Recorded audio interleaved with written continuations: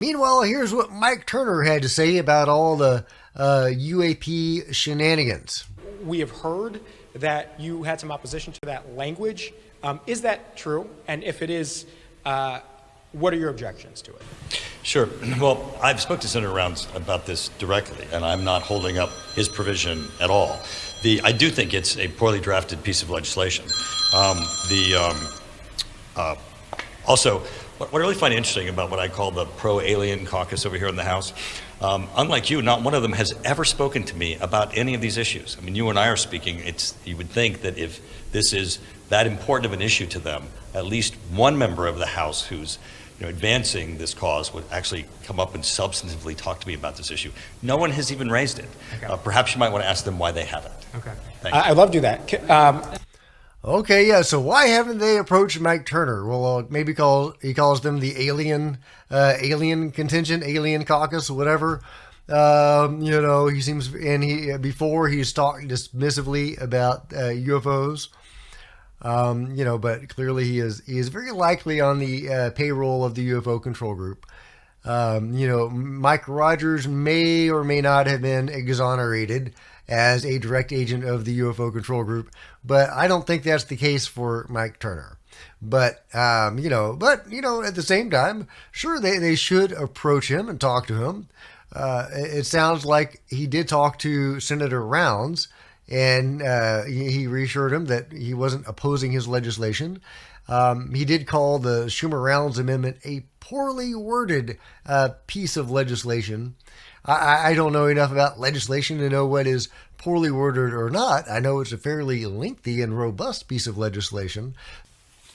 Good morning, good afternoon, I should say now. So I'm happy to be here with the folks that have really been talking about this since the beginning of Congress. This is not something that I thought I would get involved in when I first came to Congress. But quite frankly, the reason why I got involved is as we started asking questions, legitimate questions, the pushback we got is what interests me. Every time we pulled a thread and we stumbled on something, it seemed that we would get stonewalled. And so, NASA has stated that the term UAP does not necessarily imply extraterrestrial origin, which means we could be making these things domestic. And so, look, if these are advanced technologies, we're not interested in hurting national security, but we are interested in knowing what these UAPs are. You have the All-Domain Anomaly Resolution Office that was in the NDAA in 2022, and they have said, so the government has said, there's 366 reports of UAPs. A number of them they will not classify. They cannot explain to us. Some they say are weather balloons, some they say is clutter, some they say are other anomalies, but then there are a bunch that they don't explain. And I think you see not just a bipartisan approach here in the House, but you see a bicameral approach with Senator Chuck Schumer and what he's trying to accomplish. And that really just is transparency and disclosure. I think the American people have a simple question, which is if none of this exists, if this is all false, why at every turn are there people trying to stop the transparency and the disclosure? Why are folks who are in charge of committees, whether they are in the House or in the Senate, opposed to this disclosure? And it's that point alone that piques the interest, right? And that's really what we're about. This is not about whether there are aliens or there are not aliens, right? Those are questions that I think remain unanswered, right? It's not whether there is stuff we have found here or not found here. Those questions remain unanswered.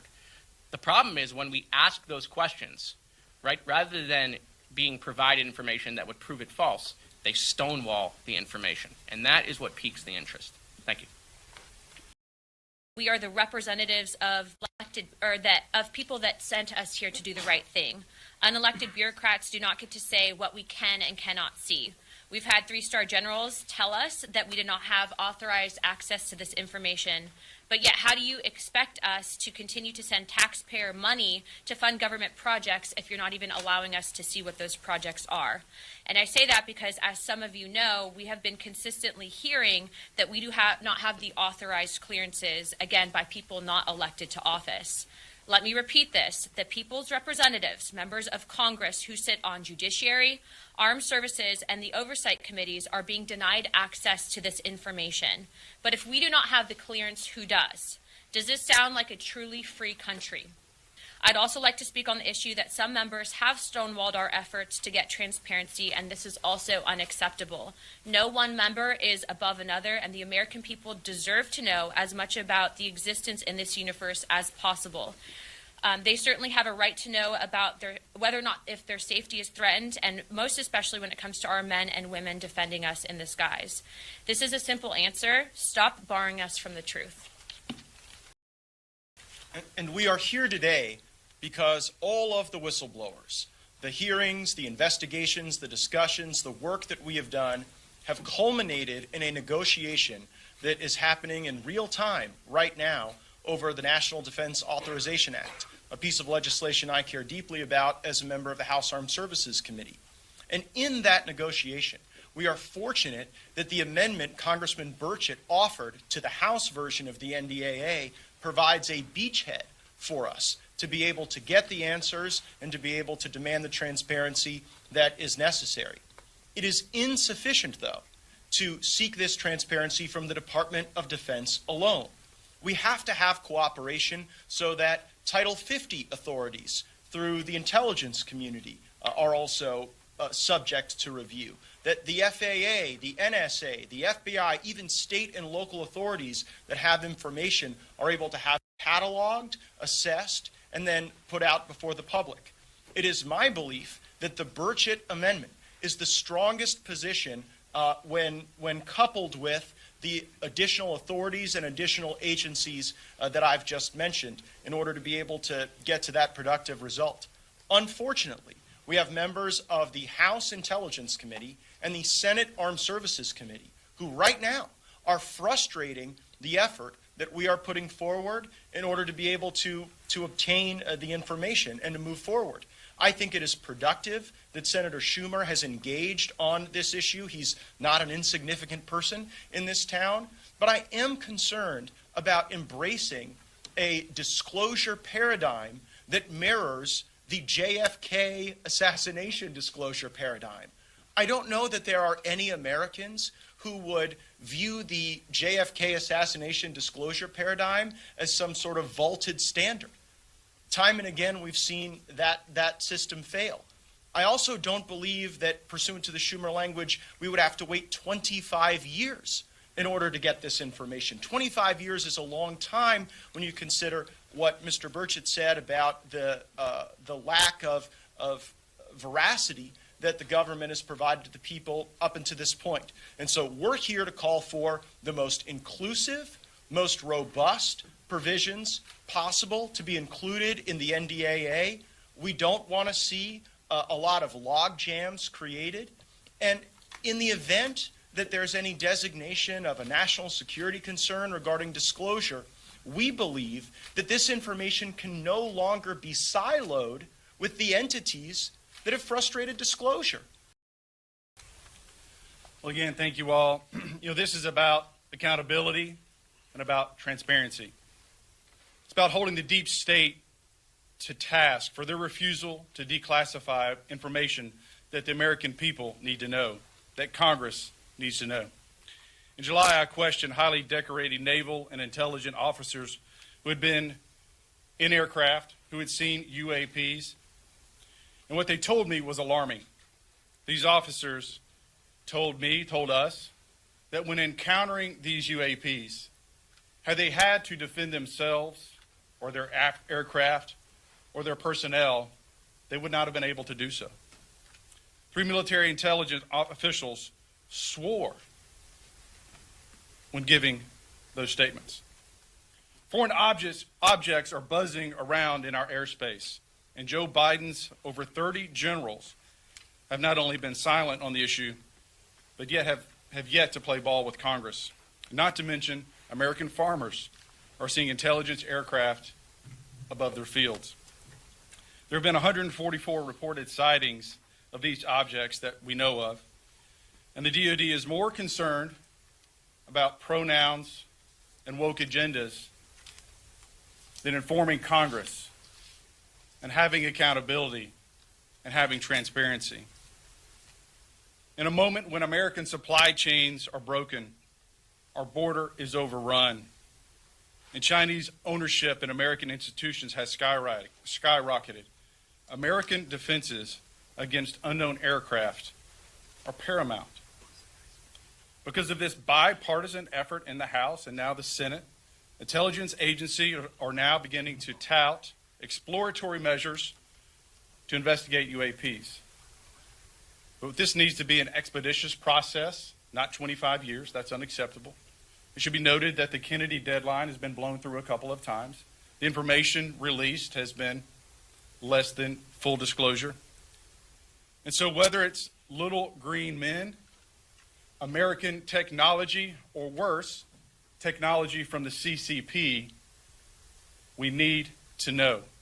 There needs to be better cooperation amongst agencies, and Congress has a right, an obligation to know. This is about transparency. This is about accountability. The truth is out there, and the American people are ready. Does anyone have any questions? Yes, sir. Yeah, Ryan. So, when you raise these concerns about the intel community being the ones that seems to be the roadblock every time you ask questions, is it your suspicion then that what these phenomenon are more likely to be are intelligence technology as opposed to little green men? Is that what you're trying to figure out or drill down on?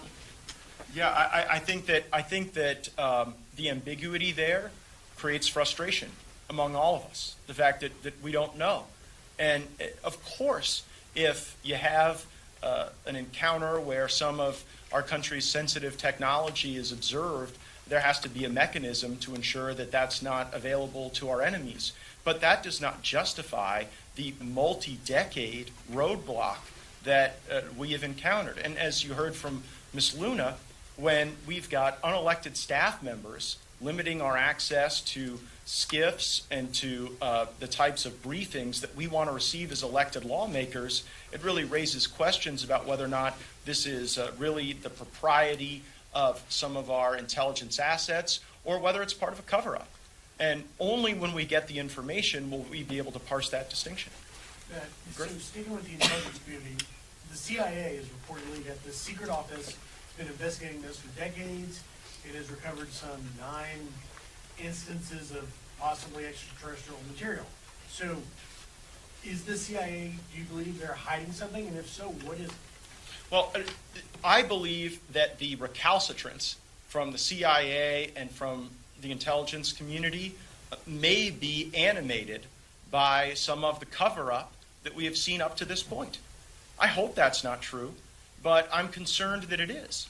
And so that's why the Burchett language currently in the NDAA gives us a beachhead to be able to access not only Department of Defense authorities and Department of Defense activities and programs, but we have to actually get into what the CIA has done with UAPs. But you got to ask yourself, since 1947, they've told us this. Mike. Since 1947, basically, they've told us these don't exist. Yet now we're finding out they're spending millions of dollars. NASA has reports on it. The CIA now has reports on it, but yet the Pentagon keeps telling us they don't exist.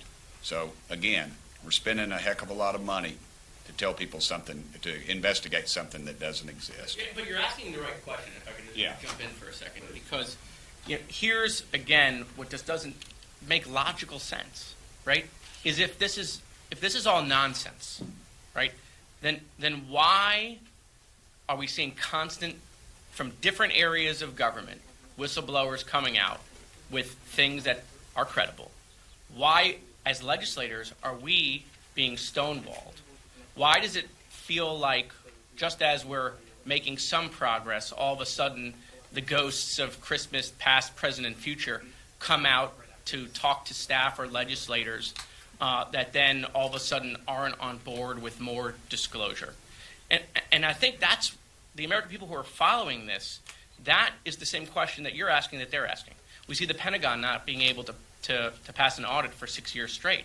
Grush testified under oath that, part of these programs, these advanced technology programs, are being funded by overfunding programs in some areas of the budget or backdooring money And so, again, we have been asking these questions, from the financial standpoint and from the transparency standpoint.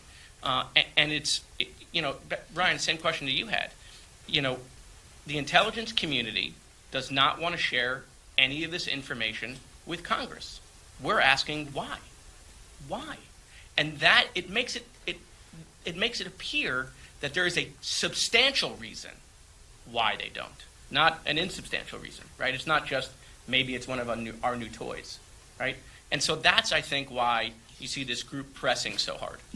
Yeah, if you go back to the hearing and think about what was said in committee, is that you're seeing this increased activity, yes, near military installation, yes, near conflicts, areas of operation, but you're also seeing it near our nuclear installations. And if you assume for a moment that it's American technology, we have normal areas of operation that we would test new aircraft, right? But it's now conflicting with commercial aircraft. So again, there's got to be an accountability mechanism that if it is our technology, that it's being operated safely, that it's being tested safely. And if it's Chinese technology, then we need to know and ask those questions of, are we ready? What are we doing to counter that? So I don't know if it's Little Green Men or U.S. Technology or the CCP, but they're engaging in around our nuclear facilities. And I don't care who it is or where it's from, that should concern you. There are questions that need to be asked. There are questions that need to be answered. And I'll be damned, we're going to find those answers, and we're going to turn over every stone until we get them. Last time we did the first press conference we held, we had, we had a half a dozen. Your folks were there. We had a few others, but it was packed. It was really packed.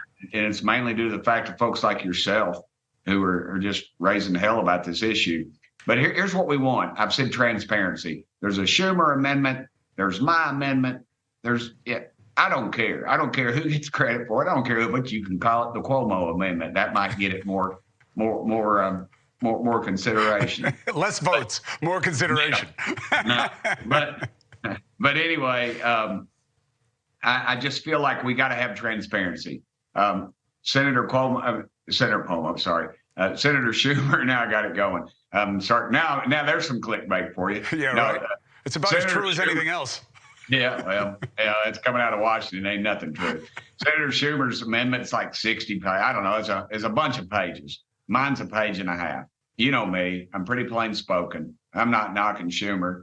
I'm honored that he would get involved with this thing. I just worry about some things. Here's what I look at. I look at the past and what's gone on with this issue. They say they don't exist since 47. They're spending millions of dollars to tell us that they don't exist, or to research something that doesn't exist. And then they won't tell us what they're finding with the research. And that's yours and my money. And then when we have amendments and things, the intelligence community steps in and says, we don't want that amendment. We don't want an amendment that I filed on the FAA reauthorization. And that's a very chilling effect. Imagine that somebody in an unelected position. But Senator Schumer's amendment has a board of like 10 people that get to review something. And here's me thinking, okay, it's my East Tennessee logic, right? We got 10 people that have security clearances that are not elected, not Congress people. Where are they from? They're from the freaking defense industry. They're the only people who would have those security clearances. And they're going to be deciding, and they're the ones who we think have all this information, who would possibly have whatever they have for, I don't know if they have a disc. I don't know if they have bodies. I don't know if they've got material, whatever. But whatever they have, they're going to be the ones deciding if we get to see it or not. So to me, brother, that creates a whole new problem. I just want transparency. Just take the covers off.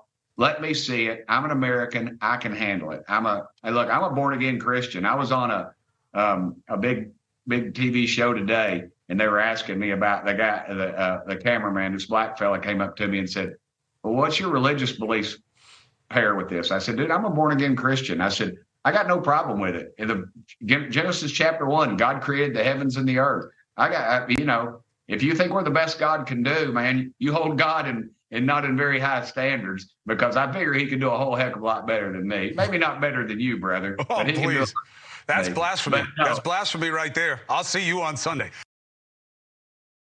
This is per the think tank. The CIA took down their org chart with the Office of Global Access references months ago. Very intriguing. Of course, it was caught by the Wayback Machine, so we know they did remove this about their Office of Global Access, the OGA, the CIA's newly revealed UFO program that perform UFO crash retrievals and farmed this technology out to private companies like Lockheed Martin to perform reverse engineering on. And maybe they knew that this was going to be exposed, and they attempted to hide it. But it also gets more interesting because Doug Wolf, who was mentioned in the article as being associated with OGA, well, let me just read from Claus. Doug Wolf, mentioned in this recent article on the CIA involvement in UFO crash retrievals, is a senior fellow at the Potomac Institute. Dr. Jennifer Buss, the CEO of the Potomac Institute, was a member of the NASA UAP Independent Study Team. That's right, we have a possible UFO control group person in, as part of the NASA UFO study group, which of course is what you would expect to find, right? We have information saying that two of the members of Sean Kirkpatrick, the lovely Dr. Sean Kirkpatrick's secret advisory board that he kept hidden from Congress of AARO, two of those people were UFO control group members as well, or retired control group members. So very interesting. Of course, we don't have that confirmed that, she is part of the program, but it is certainly interesting. UFO world is ablaze right now. What some are calling the UFO caucus held a press conference yesterday. What's more is that there are two competing pieces of legislation on the docket concerning UAPs.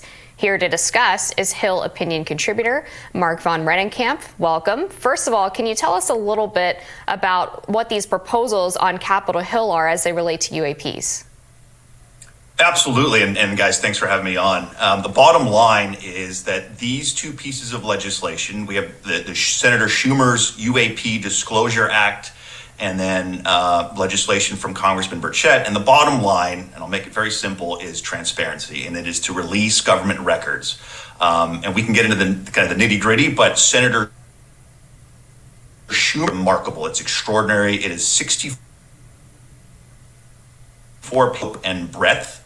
Congressman Burchett's legislation, on the other hand, is very narrowly focused, and it's got several carve-outs that I suspect a government that wants to hide things can exploit, and it can use those loopholes to get away with keeping many, many more documents and records under wraps. What do you make of what was said in that press conference there? It's a criticism that we've had on this show for a while now, but it's that people in the Pentagon, people in the Department of Defense have the purview to decide what information is released, having never been elected to public office. And they're telling elected officials what can and cannot be released. But it sounds like they do have some friends in Congress, per your recent reporting, some key Republicans wanting to hide some of this, have some lack of transparency around the UFO UAP issue. But just what's your reaction to that sentiment about the divide between, these security establishment people and elected officials? Jessica, you're really getting to the root of the issue here, and all six of those members of Congress, and I applaud every single one of them, that bipartisan group that was up there yesterday, hit exactly on that point, right? And that is the notion that unelected bureaucrats, I think as Congresswoman Luna said, have the authority to dictate what the American people and the elected representatives of the American people can and cannot see. And what you saw yesterday in this conference was, anybody who watches it, you'll see all six of those members of Congress expressed extraordinary frustration, just absolute frustration with the obstruction, the stonewalling, and the obfuscation that they're seeing and encountering on the Hill. And I think Congressman Moskowitz basically said, I don't really care if it's aliens or not. What's really piquing my interest, I think that's exactly what he said, is the fact that this is being obstructed. That is really what's driving some of their interest. So again, you hit the nail on the head. That is really the core of the issue here. Yeah, to your point, Mark, I mean, for them to be so tight-lipped about what classified information they have would suggest to the average observer that they do have something to hide. Otherwise, why not allow these lawmakers to at least see the information, even if they're not necessarily allowed to release it to the public? I mean, my understanding is that they haven't even been able to necessarily go into a SCIF and see the materials themselves. Amber, you're spot on again. You guys are. I'm glad you guys are so sharp on this. So absolutely, and I think the kind of the refrain that we heard and keep hearing, and what I've been kind of saying is, if there's nothing to see here, why the hell is it so deeply classified, and why is there so much obstruction? And I just want to quickly point to the government's own UFO report came out last month in October. Pardon me, that was 2 months ago now. And it said very specifically that there are some objects out there that have concerning indicators such as high speed and unconventional performance, but they're not ours. We've deconflicted them with our programs. They're explicitly saying they're not ours.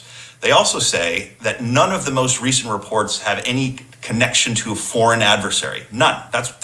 You can look that up. So if they're not foreign and they're not our own secret tech, why is this so deeply classified? And the sources and methods excuse that they frequently put out is nonsense, right? If a Chinese fighter jet flies within 100 feet and conducts an unsafe maneuver in front of one of our airplanes, that footage is declassified and released like that. But for whatever reason, when it comes to the UFO videos and data, that stuff never sees the light of day. Why is that? Why? That's the question. Let's talk about the two things that need to happen for some of these records to be released. You wrote about this. First, there would need to be the records review board with top security clearance assessing the information. And this review board is composed of, quote, distinguished persons of high national professional reputation. Not sure what that means or how they pick them, but then secondly, the president would also need to sign off on the release. What do you know, if anything, about who decides who is on this review board and who they might be? So, great question. I hope I'm not betraying any confidence here, but I was, a few weeks ago, I was actually in a room with an individual who wrote that legislation, or had a very significant amount of input into that legislation. And according to this individual, the people that would be on this review board would be serious individuals. We're talking about Nobel level economists, former perhaps secretaries of defense, right? People who we know and have not had any nexus to these supposed crash retrieval and reverse engineering efforts, but are of extremely high stature. And that was the intent, again, from an individual who had either wrote the legislation himself or had a significant amount of input with Senate staffers on writing it. All right, Mark Von Rennenkamp, thank you so much for. So, okay, let's just get right to it. Ross Coulthart tweets, U.S. Space Force tracking orbital UFO case is a strategic imperative. And he links to this article here. Oh my God, that is a lot of pink. That's a lot of pink. From the Daily Mail. All right, well, let's go to the slightly less pink version and the less addy version.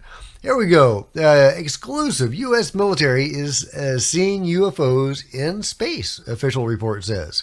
The Pentagon branch tasked with protecting America from space-based threats, local and galactic, has detected thousands of UFOs in Earth's orbit, Daily Mail can reveal. Thousands of UFOs. Wow. Wow, in the orbit. Wow. U.S. Space Force, America's newest military branch, created under President Trump in 2019, told personnel this month that the sightings were so regular that they were hindering threat identification, the branch's core mission. Wow, so they're actually interfering with their core mission. Wow, that's pretty numerous. While many of the sightings will prove to be man-made space junk and natural debris like meteoroids, U.S. foreign adversaries continue to launch spy satellites like North Korea's new Malagyong-1 and other covert orbital platforms. One new concern, Space Force noted, the risk of threatening spacecraft hidden in the large unwatched area between Earth and the Moon, dubbed the cislunar orbit. In their new report published this month, the Space Force's leadership emphasized the importance of finding these grave threats among mere hazards like space junk. But the military branch also went into considerable detail on a weirder new category of potential hazards and threats. Space Force's mandate to rapidly identify and respond to threats and hazards, the strategy document noted, also includes objects that exhibit abnormal observables in patterns of life and cannot be correlated to any owner or point of origin. Boom! There you go, guys. Shockingly, there are spaceships in space, right? I love it. And the Space Force is tracking these things. What other involvement does the Space Force have with UFOs and potentially the UFO control group? It's a very new branch, so you wouldn't think that it would be heavily entrenched in the UFO control group, unless that was its mission all along, which of course is always possible. We just don't know. But it is really intriguing that they are seeing all these UFOs. Are they going to release this data to the public? Are they going to show videos and images of these objects in space? Is there going to be a press conference by Space Force talking about UFOs?